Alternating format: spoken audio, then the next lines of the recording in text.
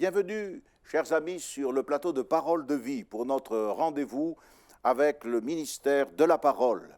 Le texte d'aujourd'hui se trouve dans l'Évangile selon Luc au chapitre 22 et au verset 24, et voici ce que nous y trouvons. Il s'éleva aussi parmi les apôtres une contestation, lequel d'entre eux devait être estimé le plus grand. Alors Jésus leur dit: les rois des nations les maîtrisent, et ceux qui les dominent sont appelés des bienfaiteurs. Qu'il n'en soit pas de même pour vous, mais que le plus grand parmi vous soit comme le plus petit, et celui qui gouverne comme celui qui sert. Car quel est le plus grand, celui qui est à table ou celui qui sert? N'est-ce pas celui qui est à table? Et moi, cependant, je suis au milieu de vous comme celui qui sert. Vous êtes ceux qui ont persévéré avec moi dans mes épreuves. C'est pourquoi je dispose du royaume en votre faveur, comme mon Père en a disposé en ma faveur, afin que vous mangiez et buviez à ma table dans mon royaume, et que vous soyez assis sur des trônes pour juger les tribus d'Israël. Amen. J'aimerais aujourd'hui aborder avec vous la question de la véritable grandeur. La véritable grandeur n'est pas celle que l'on soupçonne ou celle que l'on imagine. J'ai à l'esprit cette anecdote. Le maréchal duc de Trévise, un soldat de Napoléon, était un homme de haute taille. Il faisait 1,95 m. Et un jour, Napoléon, qui était plutôt court de taille, n'arrivait pas à atteindre un livre dans sa monumentale bibliothèque. Et le maréchal duc de Trévise a pris la parole en lui disant: « Sire, je suis plus grand que vous. » Vous savez, Napoléon était un homme qui avait beaucoup de répartie, et il a répondu avec un sourire: « Vous voulez dire, monsieur le maréchal, que vous êtes de plus grande taille. » Il y a en effet une différence entre être long et être grand. Et j'aimerais vous parler non pas de cette longueur interminable que les hommes aiment à étaler au travers de leur richesse, de leur succès, de leur prétendu succès, mais j'aimerais vous parler de la véritable grandeur, cette grandeur qui est la grandeur aux yeux de Dieu. Dans l'évangile de Matthieu, le Seigneur Jésus parle des prédicateurs, et il dit: celui qui violera l'un des plus petits commandements et qui enseignera. Vous voyez, il s'agit bien de prédicateurs, et qui enseignera aux hommes à faire de même, sera appelé le plus petit dans le royaume des cieux. Mais celui qui les mettra en pratique et qui les enseignera sera appelé grand dans le royaume des cieux. Jésus a constamment eu à veiller sur ses disciples pour les nettoyer de cette obsession, une véritable obsession au sujet de la grandeur. Le désir de grandeur était quelque chose qui les obnubilait, la question les tourmentait. Par exemple, Matthieu chapitre 18 nous montre les disciples qui s'approchent de Jésus et qui l'interrogent: mais qui donc est le plus grand dans le royaume des cieux? Qui donc est le plus grand dans le royaume des cieux? Jésus venait de dire: si vous ne vous convertissez pas, si vous ne devenez pas comme des petits-enfants, vous n'entrerez pas dans le royaume. Voyez, la conversion, c'est plus que la repentance. C'est une attitude globale qui doit affecter notre vie tout entière, non seulement au moment où nous nous repentons de nos péchés, nous nous détournons de notre vie passée, mais nous menons une existence désormais orientée selon les directives d'une nouvelle destinée. La conversion implique des changements dans le domaine de nos relations, de nos habitudes, de nos engagements, même de nos loisirs. Et toute la philosophie de notre existence doit être prise en compte dans la conversion. L'état d'esprit, va prédominer. Dans nos rapports les uns avec les autres, nous allons chercher à être comme Christ pour aimer et pour servir. Remarquez que la question de cette grandeur est en rapport avec un petit mot qui revient constamment et qui aujourd'hui hante encore bien des esprits de prédicateurs très populaires. C'est le mot royaume. Ces gens qui veulent régner aujourd'hui, l'apôtre Paul pouvait déjà dire de son temps, ils ont commencé à régner sans nous. Les véritables apôtres sont généralement considérés comme les balayures du monde. Ce sont des gens dont on a entaché la réputation par des calomnies. Ils ont souffert, ils ont vécu. Il y a beaucoup de gens qui voudraient aujourd'hui avoir des résultats apostoliques. Ce qui les dérange, c'est d'avoir une vie apostolique, des souffrances apostoliques.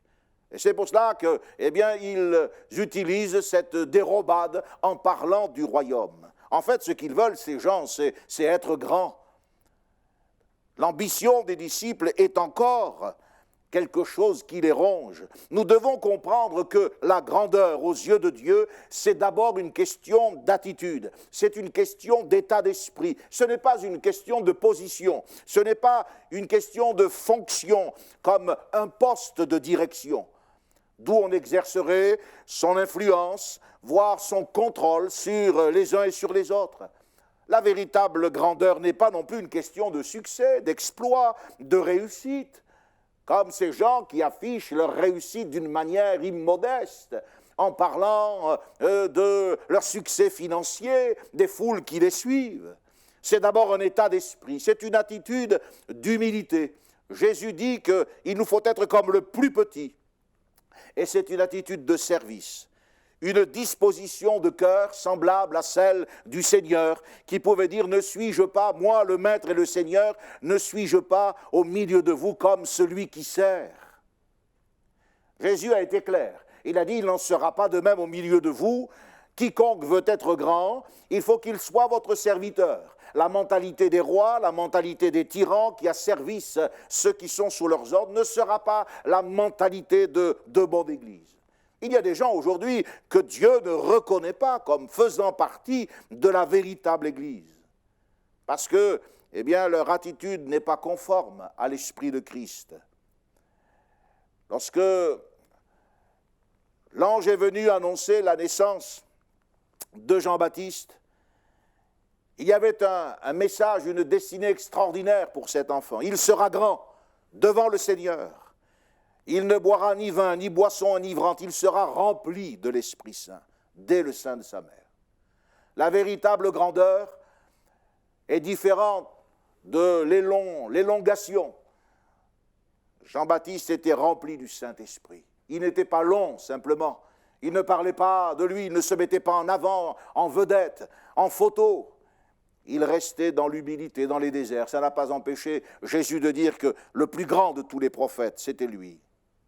Je crois que nous avons besoin d'être grands, de comprendre dans quel domaine il nous faut être grand dans l'obéissance de la foi, de la parole, dans la parole de Dieu, être grand dans le service, zélé, consacré, être joyeux et persévérant dans l'épreuve, être grand par la plénitude de l'Esprit qui nous habite, être grand dans la manifestation des dons. La véritable grandeur a été démontrée en Jésus-Christ. C'est lui, la norme, c'est lui le standard, son attitude, ses souffrances, son abaissement, c'est ça qui prouve la véritable grandeur.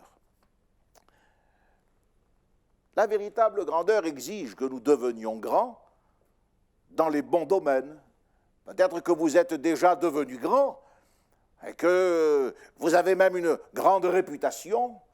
Peut-être que les bénéfices de vos entreprises vous ont considérablement allongé, vous êtes devenu long, mais êtes-vous réellement devenu grand? Devenir grand dans les bons domaines, le domaine de la foi, dans la conformité à Christ, dans le zèle et le service, dans tous les bons fruits que porte un véritable disciple. Ce n'est donc pas, à y regarder de près, ce n'est donc pas une question d'ambition. Ce n'est pas une question d'ambition qui va nous faire, par exemple, être jaloux de quelqu'un d'autre. Non, c'est une question d'engagement. C'est une question d'engagement envers le Seigneur. Regardez comment Dieu juge différemment ces notions de grandeur. Prenons dans l'évangile de Luc le texte où il est question de cette femme, une veuve, qui est venue au temple au moment de l'offrande. L'Écriture nous dit que Jésus s'est assis pour regarder comment les gens donnaient leur offrande. Et il y avait des riches qui donnaient de leur superflu, certainement qu'ils devaient donner beaucoup, beaucoup plus en tout cas que cette pauvre femme qui n'a donné que 2 petites pites. Et peut-être même que, eh bien, ils attendaient que les regards se tournent vers eux afin d'en retirer une gloire. Mais Jésus, eh bien, a évalué différemment le don de cette femme. Car il a pris la parole en disant, mais ces gens ont donné de ce qui ne leur était pas nécessaire, mais cette femme, elle a donné tout ce qu'elle avait pour vivre. Dieu évalue ce que nous donnons et ce que nous sommes en réalité. Il évalue différemment, non pas par le montant de notre offrande, mais par le sacrifice qu'elle représente. Donner de son superflu est une offrande qui ne nécessite aucun sacrifice. Jésus ne juge pas notre service, il ne juge pas notre ministère par sa taille, par son succès, par sa réputation, mais Jésus regarde dans notre ministère ce qui relève de la consécration, de l'esprit de sacrifice qui l'anime. C'est ça qui fait être grand aux yeux de Dieu. Dans le royaume de Dieu, la grandeur ne se mesure pas d'après l'autorité que l'on exerce sur les autres, mais d'après le don de soi. Il y a aujourd'hui beaucoup trop de gens qui se comportent en grands seigneurs, à qui il faut l'épreuve extérieure de richesse, comme si la richesse était forcément une preuve de bénédiction. Ces gens veulent jouir des droits du royaume, mais est-ce qu'ils ont intégré la nécessité des devoirs du royaume? Parce qu'ils exercent une autorité dans le monde des affaires, le monde de la politique. Beaucoup de gens oublient que l'autorité est une responsabilité que Dieu confie à certains. Et l'autorité qui nous est confiée, il faudra en rendre compte un jour. C'est pour cela que nous ne pouvons pas jouer avec l'autorité. En tant que croyants, nous ne sommes pas appelés à rechercher une position pour asseoir une quelconque autorité ou une ascendance sur qui que ce soit, un titre ou un nom. Nous sommes appelés à donner notre vie pour les autres. Un ministère authentique ne cherche pas à placarder des noms qui vont attirer le regard des foules, mais un ministère authentique va travailler à utiliser son temps, ses forces, son énergie et ses biens pour le salut des autres. Jésus a dit que le Fils de l'homme était venu pour servir et donner sa vie en rançon pour l'humanité. Le mot rançon qui est utilisé dans le texte de Matthieu 20, au verset 28, c'est un mot qui est en rapport avec la rédemption. Jésus, c'est la rançon qui rachète notre âme de la puissance du diable. Ce mot rançon suggère aussi l'idée, dans le contexte de la véritable grandeur, qu'il y a un prix à payer. Il y a quelque chose à verser pour atteindre cette vraie grandeur. La vraie grandeur, ce n'est pas une marche ascensionnelle qui nous amènerait sur un podium au-dessus de tout le monde et à la vue de tous. La véritable grandeur consiste dans un sacrifice que l'on va accepter, sacrifice de son orgueil, afin de servir et non d'être servi. Où que Dieu nous place, que ce soit en pleine lumière ou que ce soit dans l'endroit le plus obscur de notre Église, nous pouvons être grands. Nous pouvons être grands par l'amour que nous montrerons pour son œuvre, la fidélité à persévérer et à tenir notre engagement.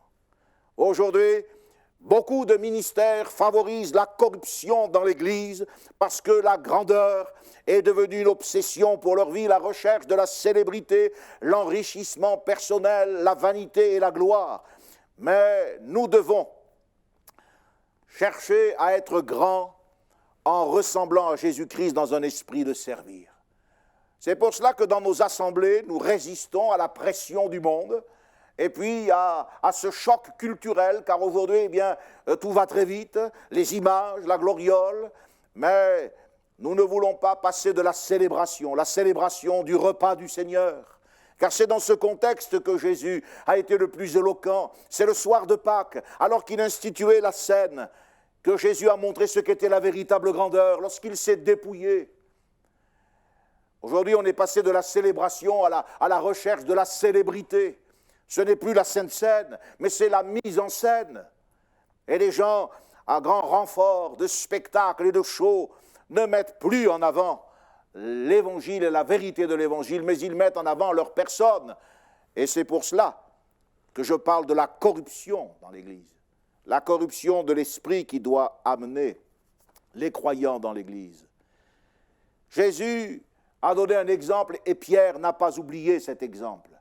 Dans son épître, il dit « Dans tous vos rapports mutuels, revêtez-vous d'humilité ».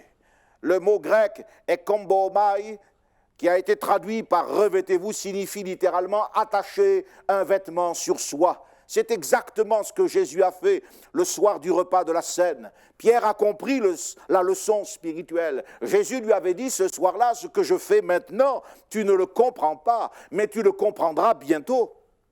Et le Saint-Esprit a travaillé le cœur de Pierre. Pierre était un homme exceptionnel, il avait une personnalité de gaffeur, mais il avait un cœur honnête et droit, il aimait Jésus.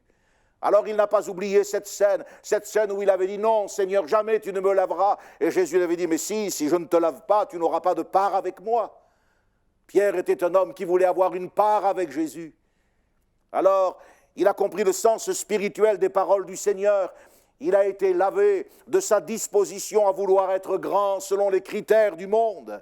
Et maintenant, vous savez ce qu'il fait quand il écrit ? Eh bien, il exhorte les croyants à rechercher la vraie grandeur. Lorsque des prédicateurs vous engagent sur le chemin de la prospérité et de la célébrité, eh bien c'est parce qu'ils n'ont pas eux-mêmes compris ce que Pierre avait compris, qu'il faut d'abord attacher un vêtement sur soi, se revêtir d'humilité. Si Pierre exhorte les croyants à rechercher la vraie grandeur, c'est parce qu'il a compris qu'il fallait être lavé et dépouillé de cette imitation et de cette illusion. Si vous lisez la première épître de Pierre au chapitre 5 et au verset 5, eh bien, il est question de la soif de l'argent. L'apôtre Pierre dit que le Saint-Esprit nous a établis sur le troupeau, et c'est à des pasteurs que Pierre s'adresse. Et Pierre dit, le Saint-Esprit vous a établis sur ce troupeau, et vous ne devez pas paître le troupeau de Dieu pour un gain sordide. La question, c'est la soif de l'argent. Attention au péché de cupidité, attention au compromis, attention même au vol, qui peut, hélas, caractériser certains dans l'Église de Christ. Et puis au verset 3, Pierre dit qu'il faut servir, mais non pas comme dominant sur ceux qui nous sont en partage. La soif de puissance. La soif de puissance, vous savez, c'est quelque chose de dramatique, parce qu'elle en a fait tomber plus d'un, et les deux fils de Zébédée, par exemple, qui faisaient partie de l'équipe des apôtres, nous montrent comment cette soif pouvait vous dévorer. L'Écriture nous dit qu'à un moment, ils se sont approchés de Jésus avec leur mère, et ils ont fait dire à leur mère, demande au Seigneur que nous soyons assis dans son royaume, l'un à sa droite, l'autre à sa gauche, les places les plus en vue. Exercer la domination, rechercher de grandes choses comme une fin en soi, c'est une véritable obsession de grandeur. Et c'est cette obsession de la grandeur qui les a conduits à cette prière ridicule. Vous savez quel a été le résultat de ce genre d'attitude ? Alors que les apôtres formaient une unité bien particulière, Jésus les avait choisis pour être à son service, il nous a dit, les dix autres, ayant entendu cela, furent indignés contre les deux frères. Il y a eu une indignation, il y a eu un mouvement de séparation, un commencement de division, et Jésus a dit, il est vrai que vous boirez ma coupe. Il est vrai que vous boirez ma coupe, parce qu'il n'est pas possible d'envisager la grandeur sans passer par le sacrifice. Il n'est pas possible d'envisager la gloire sans passer par la croix. Et Jésus a dit, pouvez-vous boire ma coupe? Il est vrai que vous boirez ma coupe. Jacques a été décapité, nous dit le livre des Actes des Apôtres. Dans l'Apocalypse, nous apprenons que Jean, son frère, a été placé dans un camp de concentration. Cependant, malgré les souffrances qui ont été les leurs, Jésus ne leur a rien promis au sujet de leur demande et de la place qu'ils voulaient dans le royaume.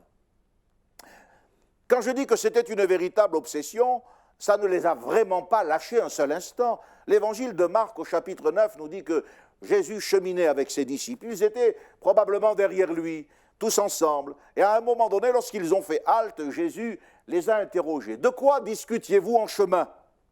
Et la Bible nous dit qu'ils ont gardé le silence. Traduisez, ils se sont rendus compte de leur erreur. Ils ont été dans la confusion, car en chemin, ils avaient discuté entre eux pour savoir lequel était le plus grand. Voyez, on part d'une discussion, d'une démarche plus ou moins secrète. On passe par une prière insolente, déplacée. On en arrive à une indignation. Et puis c'est une contestation le soir même où Jésus est en train de leur annoncer sa mort. Jésus va se dépouiller. Il va essayer de régler cette question qui les rend infirmes, impropres au service. Et il leur montre ce qu'est l'esprit de l'Évangile. Le soir où Jésus parle de sa mort, le soir où il annonce qu'il va se charger de nos péchés, ces hommes se disputaient. La contestation était là, autour de la table, pour savoir qui était le plus grand. Jésus nous dit qu'il avait vu la pensée de leur cœur. C'est dans Luc, chapitre 9, verset 46. C'est toujours par une pensée, c'est dans le cœur. Vous savez, les gens ne viennent pas avec une pancarte. Oh, généralement, ils prennent un air très déconfit, ce sont les plus humbles de la terre, mais c'est une force humilité. Et c'est le culte de la personne, de la personnalité. C'est pour cela que Jésus, qui avait vu la pensée de leur cœur, leur a posé la question: de quoi discutiez-vous en chemin? Ils avaient une trop haute opinion d'eux-mêmes. Et j'aimerais vous dire, ne laissez pas l'ambition vous dévorer. Ne la laissez pas infecter vos rapports. Ne devenez pas demain trop important pour servir, pour obéir. Il y a des gens, ils sont tellement importants avec leur titre, eh bien qu'ils se croient même dispensés de régler leur doctrine sur l'enseignement de la parole de Dieu. Ils inventent des doctrines, oui, ils inventent des doctrines. Et ce sont peut-être des docteurs aux yeux des hommes, mais pour moi, ce sont des faux docteurs. Ils sont trop importants pour s'unir aux autres. Ils sont trop préoccupés par la réussite extérieure de leur ministère pour s'associer à celle de l'œuvre du Seigneur. Cette obsession des apôtres, elle ne s'est pas arrêtée avec l'âge apostolique. Elle s'est perpétuée de bien des manières dans l'Église. Et elle est aujourd'hui, hélas, une réalité dans le corps de Christ. Regardez ce que Paul dit dans la deuxième épître aux Corinthiens au chapitre 11. Il dit: vous supportez qu'on vous asservisse, vous supportez qu'on vous dévore, qu'on vous dépouille, qu'on vous traite avec arrogance et qu'on vous frappe au visage. Dans la troisième épître de Jean, verset 9, il est dit que Diotrephe aimait à être le premier parmi eux. Tous ces gens avaient oublié que la grandeur du royaume est d'abord une grandeur faite d'humilité, de renoncement, une grandeur qui se nourrit du mépris de la part des méchants et qui se traduit par l'abaissement dans le service. Chaque fois que l'apôtre Paul parle de lui, eh bien, il évoque la condition d'un esclave. Il dit qu'il est serviteur de Jésus-Christ, doulos en grec, esclave de Jésus-Christ. L'image que Jésus utilise est celle aussi du service d'un esclave. Il lave les pieds de ses disciples. Or, un esclave, c'est quelqu'un qui ne s'appartient plus. Ce n'est que plus tard que les apôtres vont comprendre cela. Et lorsque le Saint-Esprit leur aura fait comprendre ce que Jésus voulait leur faire comprendre le soir de Pâques, alors qu'ils passaient leur temps à contester, à se disputer, ils ne cesseront de s'appeler esclaves de Jésus-Christ. Oh, regardons à Jésus-Christ, discernez en lui la vraie grandeur. La vraie grandeur, c'est d'être comme son maître. Et il nous est dit que son maître, dans l'évangile de Marc au chapitre 9, est allé jusqu'à se comparer à un petit enfant. Si vous recevez en mon nom un petit enfant, dit Jésus, vous me recevez moi-même. Ici, vous pouvez entrevoir toute la noblesse du service de l'école du dimanche, de celles et de ceux qui passent leur temps à enseigner les enfants. Ici, vous pouvez concevoir la noblesse de ceux et de celles qui passent leurs vacances dans un camp chrétien, dans une colonie chrétienne. Le recevoir, lui, l'accueillir. Lorsqu'on reçoit, lorsqu'on accueille un petit enfant. Et Jésus dit, celui qui me reçoit et qui m'accueille, il reçoit mon Père. Qu'est-ce qui empêchait les disciples de comprendre ce que Jésus voulait qu'ils comprennent ce soir-là en rapport avec sa mort? mais c'était le fait qu'ils étaient préoccupés d'eux-mêmes, de leurs privilèges, de leur importance. Il n'y avait pas de compréhension et de communion avec les souffrances du Seigneur. Alors Jésus dit, ce que je fais maintenant, tu ne le comprends pas, mais tu le comprendras plus tard. Quelquefois, dans notre vie, Dieu fait des choses que nous ne comprenons pas tout de suite, mais c'est dans la suite, c'est dans la suite. Dieu peut désapprouver et désappointer nos vies, il peut renverser nos plans, il peut ne pas accéder à nos désirs, sans que l'on comprenne bien. Pourquoi Dieu permet-il cela? Pourquoi Dieu n'exauce-t-il pas ma prière? Mais ce n'est que plus tard que nous comprenons ce qu'il nous a fait. Il était en train de nous laver les pieds.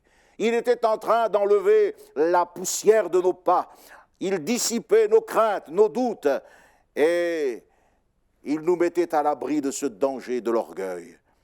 Mes amis, j'aimerais que vous puissiez apprendre de Jésus à être prêts à accomplir les plus humbles devoirs par l'amour pour son nom, à suivre son exemple pour être approuvé dans le royaume de Dieu comme quelqu'un qui est vraiment grand, quelqu'un qui est grand de la grandeur de Dieu. Que Dieu vous bénisse. Merci de votre attention. Prions, s'il vous plaît. Seigneur, ta grandeur nous échappe, c'est ce que dit ta parole, et souvent nous confondons l'appréciation des hommes, leur discours, leur suffrage, l'évaluation de nos succès à ton échelle de grandeur. Mais nous te bénissons de ce que dans ta parole nous découvrons ce qu'est la vraie grandeur, comment nous pouvons devenir grands à tes yeux, et tu nous as donné pour cela l'exemple parfait de Jésus.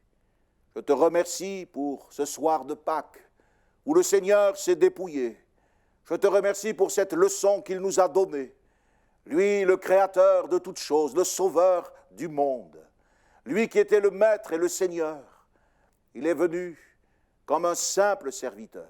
Merci, mon Dieu, pour cet exemple. Puisses-tu imprégner cet exemple, cette vérité dans notre cœur à chacun et nous bénir de cette bénédiction qui va nous préserver du péché. Au nom de Jésus, nous te l'avons demandé. Amen.